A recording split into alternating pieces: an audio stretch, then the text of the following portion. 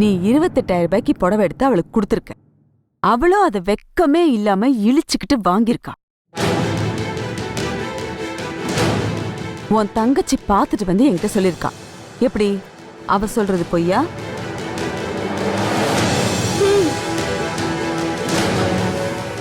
அவளை முறைக்காத கதிர், நான் கேக்குறதுக்கு பதில் சொல்லு. ஏய், நான் எடுத்து கொடுத்த புடவை தான் அவன் கொடுத்தான்னு சொல்றேன். அப்புறம் என்ன போலீஸ்காரி மாதிரி விசாரிச்சுட்டு இருக்க? ஆமாமா, பாட்டி எடுத்த புடவை தான் அது. பாட்டி கொடுக்க போனாங்க, அதை நான் வாங்கி கொடுத்தேன், அவ்வளவுதான். என்ன பாட்டியும் பேரனும் கூட்டு சேர்ந்துட்டு இருக்கீங்களா? 2 பேரும் ஒன்னா சேர்ந்து ஒரே பொய் என்கிட்ட சொன்னீங்கன்னா அதை நான் நம்பிடுவேன்னு நினைச்சிட்டு இருக்கீங்களா? நீங்க பொய் தான் சொல்றீங்கன்னு என்னால கண்டுபிடிக்க முடியாதா?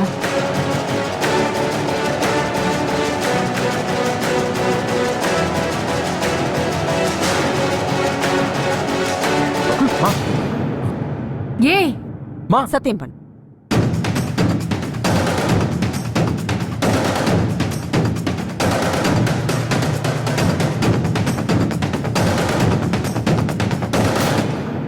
அந்த புடவைய அவன் எடுக்கல, நீதான் எடுத்ததுன்னு சொல்லு.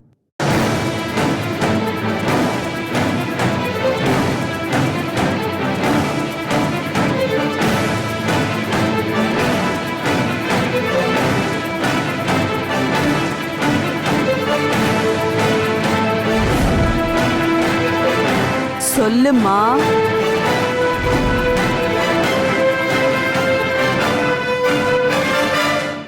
அவன் மேல சத்தியமா நீதான் அந்த புடவைய எடுத்தன்னு சொல்லு.